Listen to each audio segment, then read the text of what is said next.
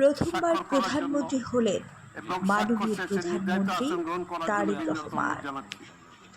দীর্ঘ ৩৫ বছর পর পুরুষ প্রধানমন্ত্রী পেল বাংলাদেশ। মাননীয় প্রধানমন্ত্রী তারেক রহমানকে গোটা বাংলাদেশের পক্ষ থেকে প্রাণঢালা অভিনন্দন। মাননীয় প্রধানমন্ত্রী তারেক রহমান জীবনের প্রথম প্রধানমন্ত্রী হলেন।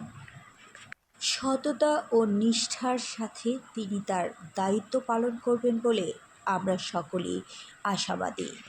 মাননীয় প্রধানমন্ত্রী তারেক রহমানকে আবারও প্রাণঢালা অভিনন্দন।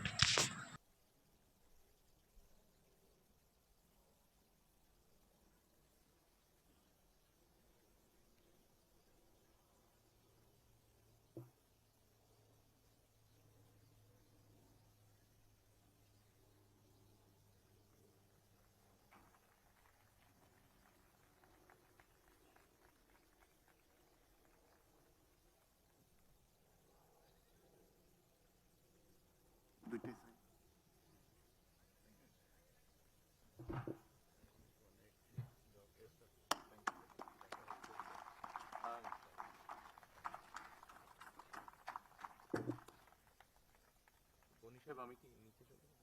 না স্যার, আপনি বসেন।